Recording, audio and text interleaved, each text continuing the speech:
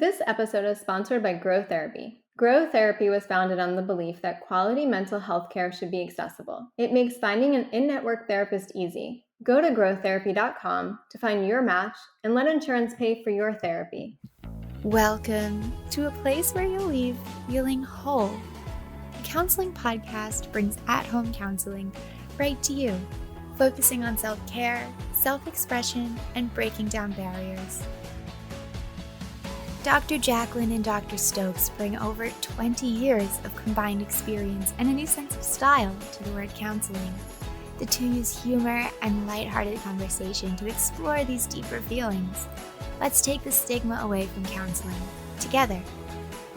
Hi, welcome to the Counseling Podcast. We have a special guest today. They are Erika Barrington. They are LPC and BC-DMT.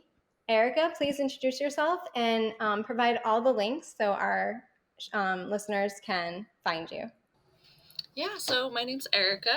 I use they and them pronouns. I'm located in Philadelphia.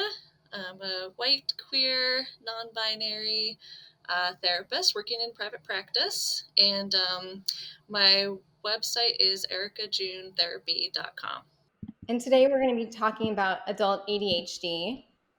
So why don't you kind of just share with the listeners what you see in your practice, the most prevalent stuff, what's most important? Mm-hmm.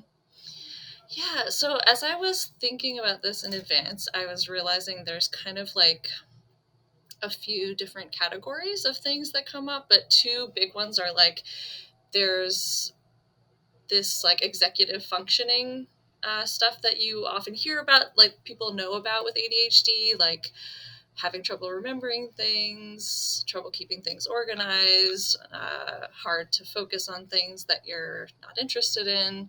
And then there's this other category of emotional baggage that goes along with ADHD. So some is like it really inherent in how ADHD works, just that there's it's been described by some like ADHD experts out there as a interest-based nervous system. So that just extends to all sorts of ways that our brain works. So there might be a lot of hyperactivity internally. There's sensory issues, and just our emotions kind of work differently. Maybe being more triggered by rejection, by social interactions.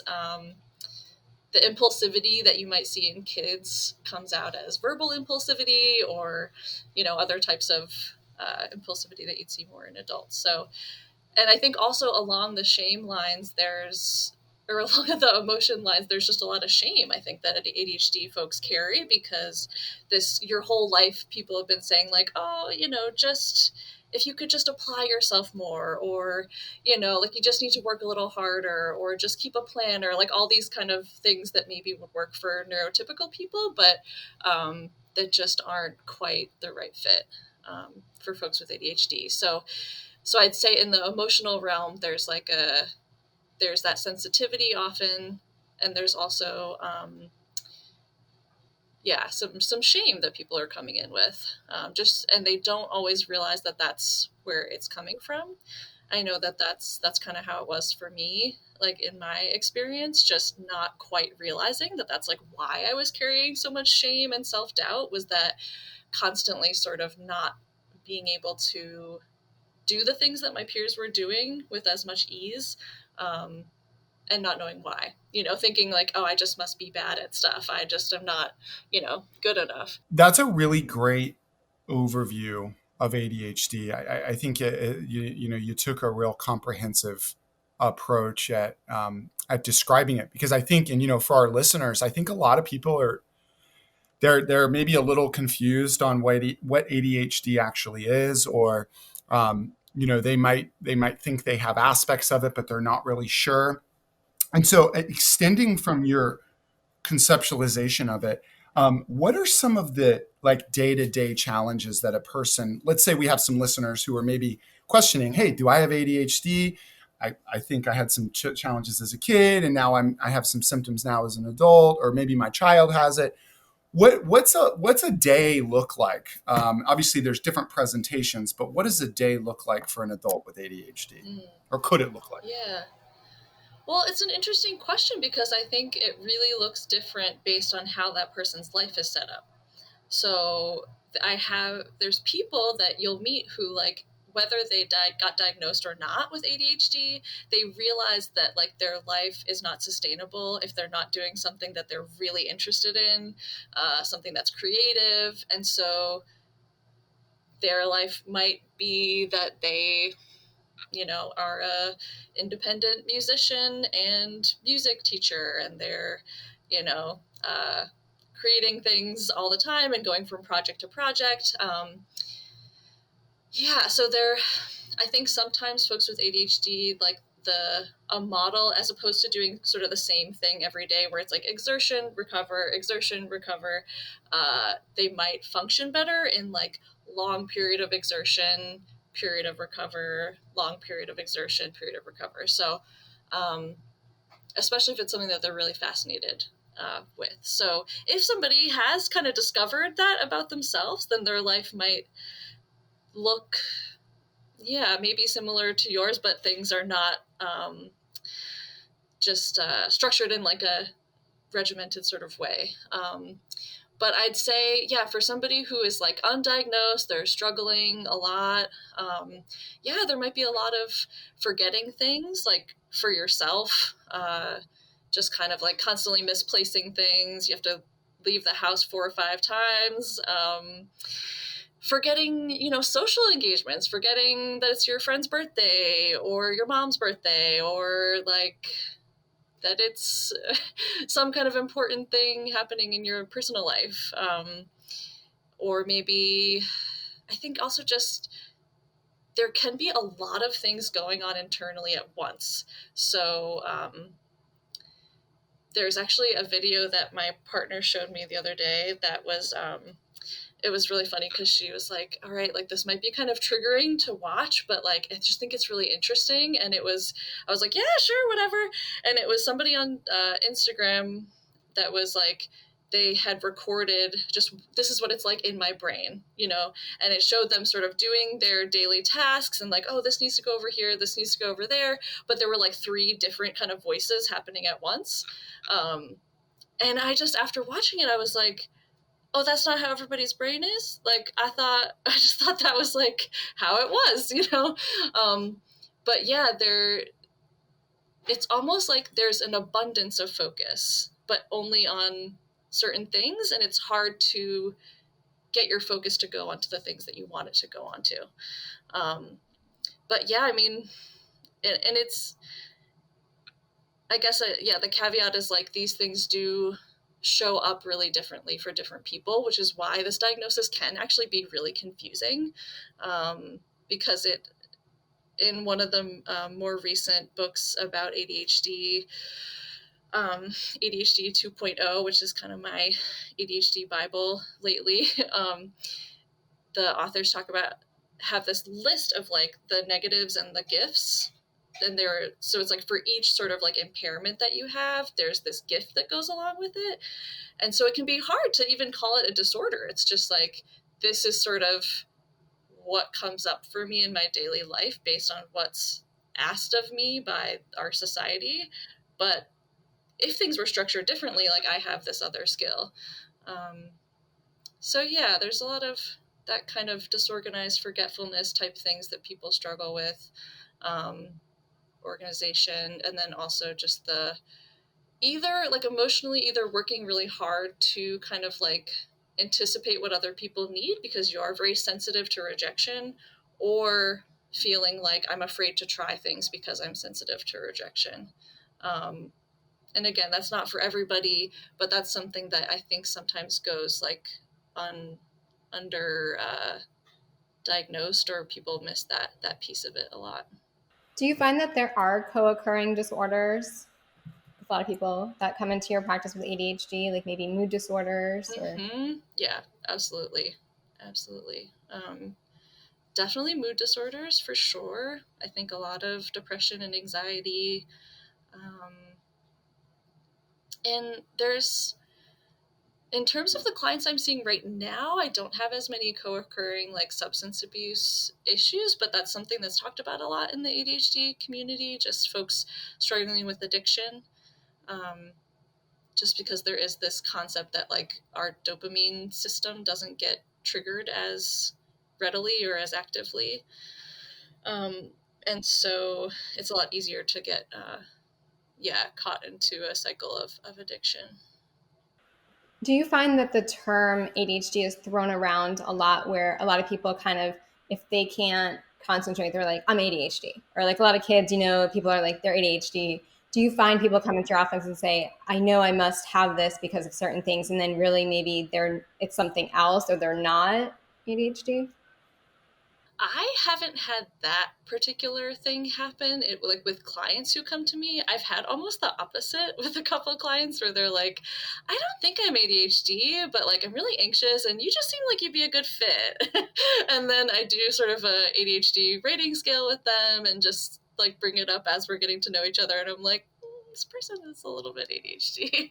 um, but it kind of just depends on what they're coming for. Like some people really want that diagnosis and it feels really validating to get it. Um, but yeah, I do think I find that people throw it around a lot. And like just on social media, I feel like it's been more common for people to talk about having ADHD. And again, I really feel like if that helps somebody and that really is like, really helps them understand how they work and how their brain works, like that's great. Um, I'd say the big distinguishing factor is really just usually you would have seen the symptoms from a younger age. It's like a very highly inherited trait. So it used to be like, I think, a requirement that somebody in your family had to have it in order for you to be diagnosed, but it's not anymore. Um, but also just that it would same with all the other like DSM diagnosis, it's causing some kind of significant problem in your day-to-day life, like at school, at work, so that it's like very difficult for you to function. So I think another thing in this book that I mentioned, they talk about, they call it the variable attention stimulus trait, which is very similar to ADHD, but it's more of like something that is cultivated by like the demands of our society and just sort of like the requirement to kind of have our attention on lots of things at once. And so that was kind of an interesting thing to learn about as well, that some people might like just fit more with that, and it's not necessarily causing them a ton of like distress, but they might still have some of those symptoms. So a lot of important stuff covered here the last couple of minutes, and so if we can just sort of organize, Yeah, totally. because I want to make sure that our listeners understand all these really important points that I think us as clinicians we sort of talk about.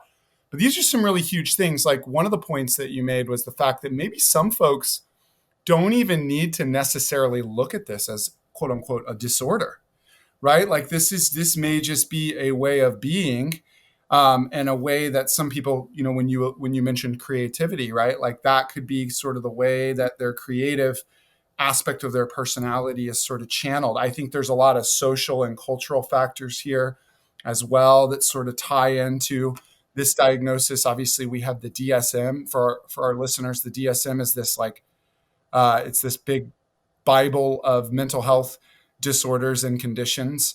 And so I'm also hearing that we see a lot of what we call comorbidity, which means people who have ADHD like symptoms can also have other things going on.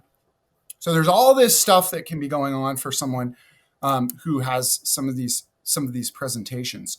When you're working with folks in your practice, Erika, what do so you might give them a screening or an assessment potentially that says, hey, okay, we've got something solidified here that really illuminates the fact that I think you might have ADHD. What's the treatment look like for you? What's the direction that you take them on as far as helping them work through this? A big thing first is very similar to what anyone would do in therapy with their clients, just really getting a sense of like, how is this impacting your life day to day, and what are your biggest where is it causing the biggest issues for you? So for some folks, it is like at work, or for some folks, it's like, I just feel like I've never quite named that I have ADHD, but I have a feeling that I'm like a little bit different in the way I think about things or the way I process things.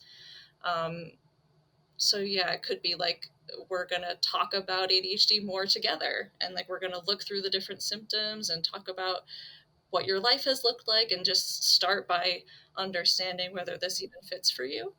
Have a couple folks like that. For some folks, yeah, they're very familiar with the things that they struggle with, and they want strategies. And that one can be tricky, because I think being a therapist and not a coach, there can be a possibility that somebody, if they're only focused on strategy, that they would do better with an ADHD coach. So I feel like I definitely work, and I'm trained as an IFS therapist as well.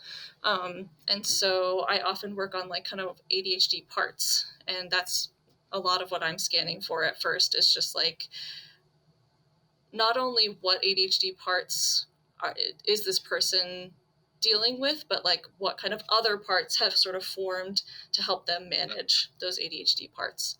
And so, and then again, very similar to most therapy, just like looking for, where is this person's, what's their trauma history, and how has that impacted their symptoms? What kind of like shame pieces are they holding that are really impacting their day to day?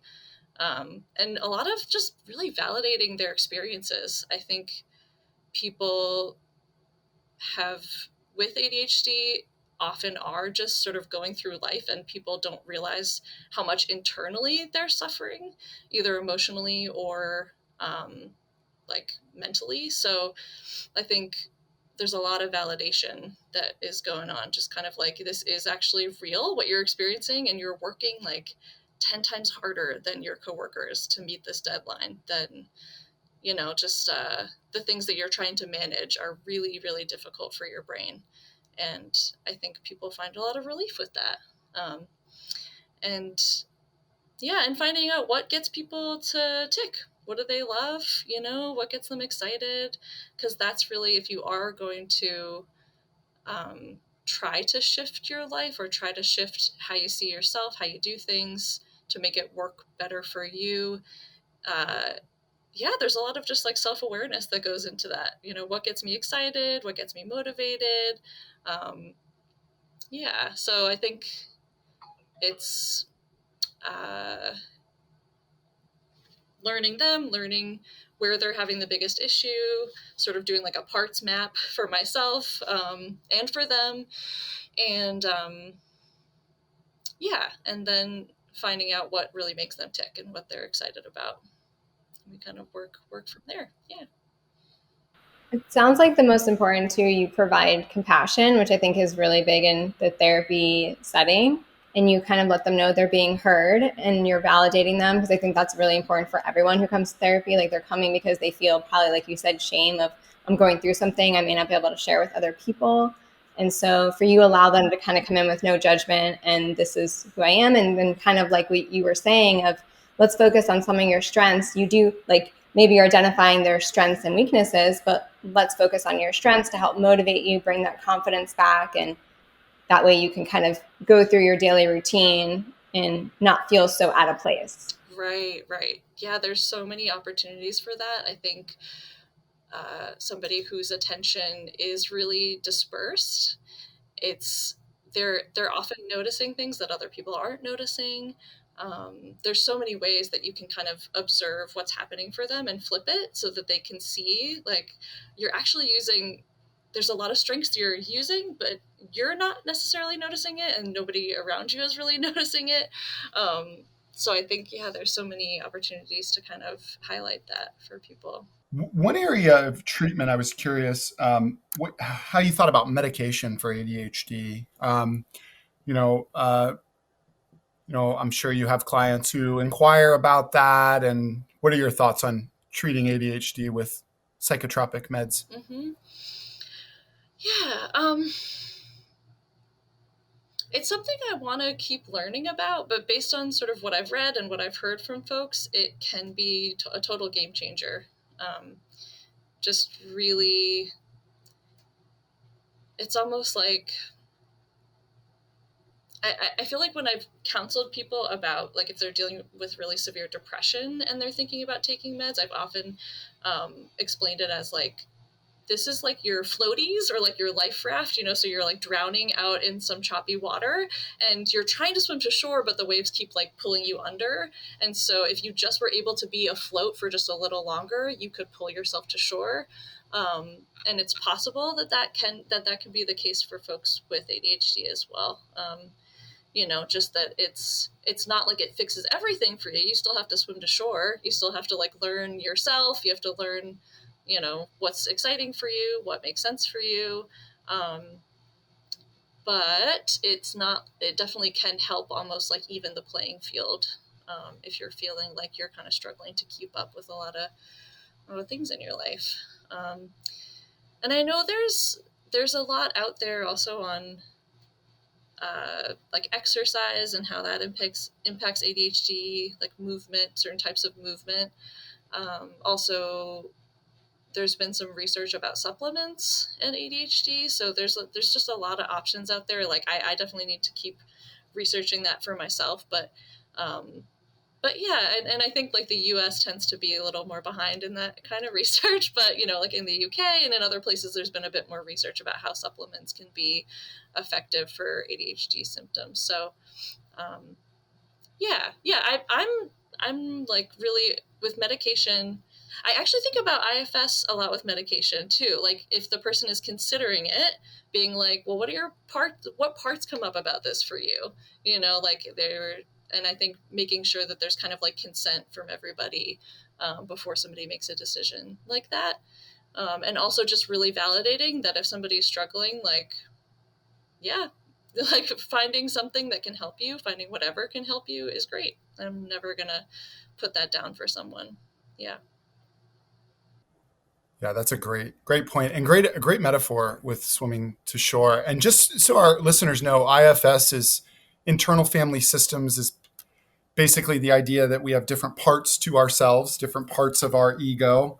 And it's a lot more complicated than that. But in therapy, trained IFS therapists will help explore the different parts of people. And so, but back to the idea about, medication as being what it sounds like, a tool, potentially, with a lot of tools though. I'm hearing, movement and activity. I'm hearing diet, supplements.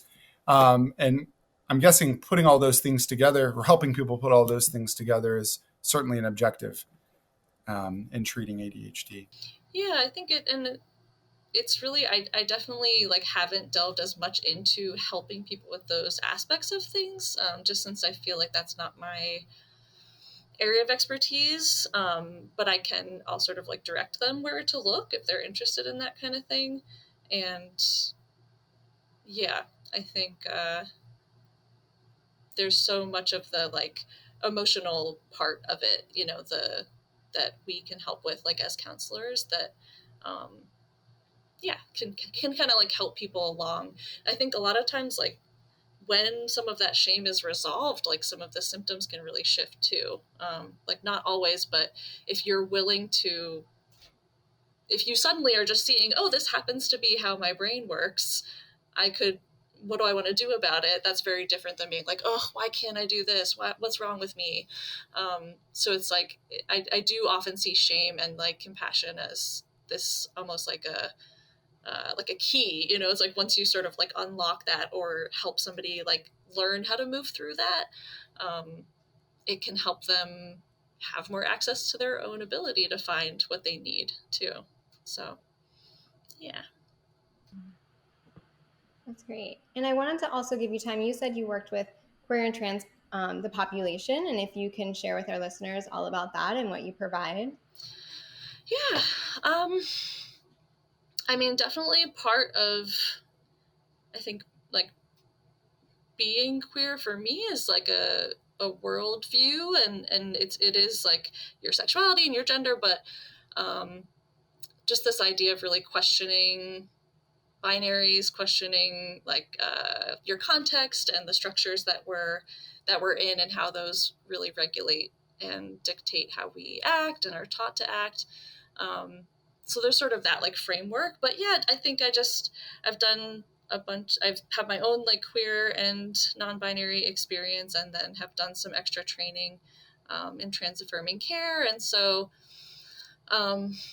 similar to just like with ADHD, like providing an environment where somebody's, the way that they are is affirmed, and there's somebody who just really understands what they're going through and is not going to have too many questions about things that are, it's like, I get it, I've either learned about it or have experienced it myself. And yeah, and I have actually I found that there's a lot of folks that I'm seeing have both, like are queer or trans, and also neurodivergent in some way.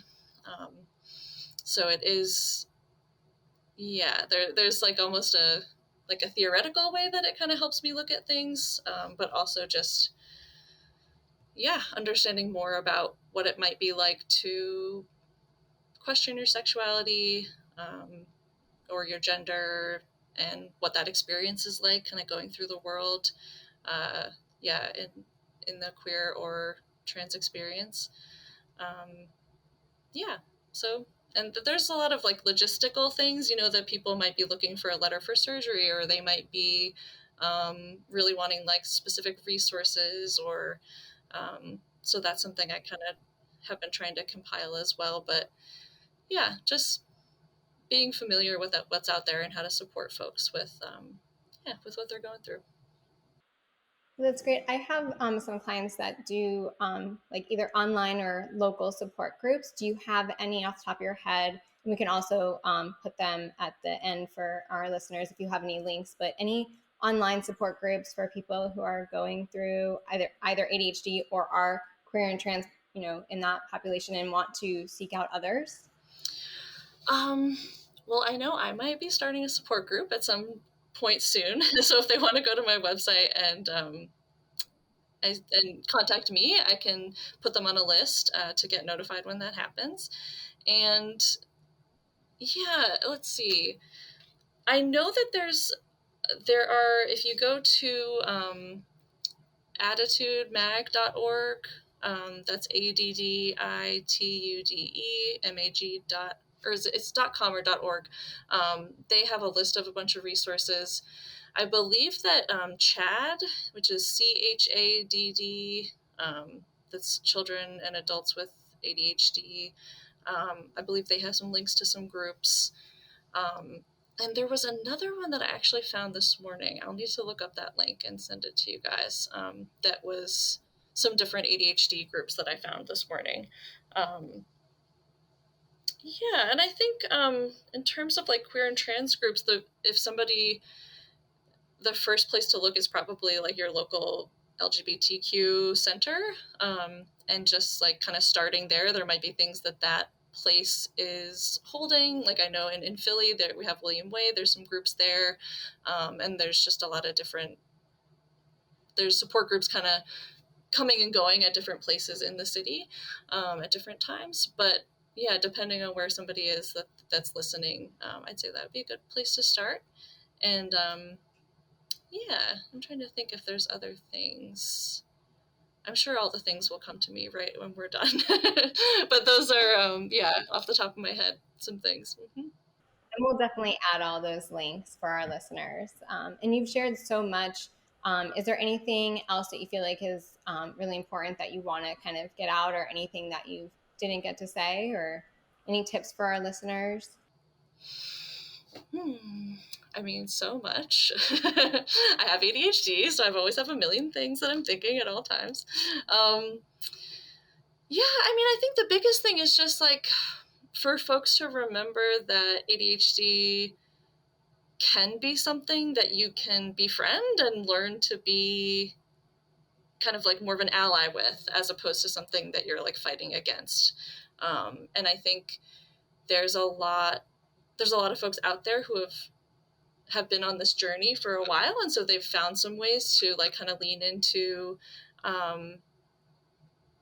their strengths and learn more about their weaknesses and what they need help with. And I think can be really great to learn from those people who are modeling.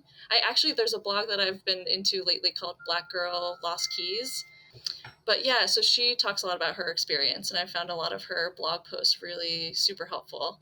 And also just get on, I have like a very conflicting relationship with social media. Like I don't have a therapist Instagram or Facebook because that is just not, my brain just does not do well with social media. But my partner actually has subscribed to a ton of different ADHD and like neurodiversity accounts that are just like, it's funny, it helps you feel not alone, and also like is just a great way to like learn more about how your brain works and how ADHD works. So find your creative outlet, have the hope that you can actually transform this into something that you can work with instead of against, and go out there and find your people, for sure. No, you've provided a lot of great information, and we'll put those links up. Anything else, Dr. Jeremiah, that you want to add? No. You did a fantastic job, Erika, with all of this information. And I really like your perspective on ADHD. I think it's something that there needs to be more discussion about for adults, and not only mental health circles, but the community at large. So thank you for sharing your expertise on that and the trans community. We're really thankful for that. Yes. Thank you everyone for listening, and we'll see you next time. Thank you so much for joining us here today on the Counseling Podcast with Dr. Jaclyn and Dr. Stokes. Please take this time to thank yourself for putting in the work. If this episode impacted you in any way, let us know with a loving and honest review. If you have any questions or want to continue the conversation from today, you can reach out to us at thecounselingpodcast@gmail.com, and we can answer your questions right here on the show. Or you can find Dr. Jaclyn and Dr. Stokes on Instagram @DocJaclyn and @Dr.Jeremiah.Stokes.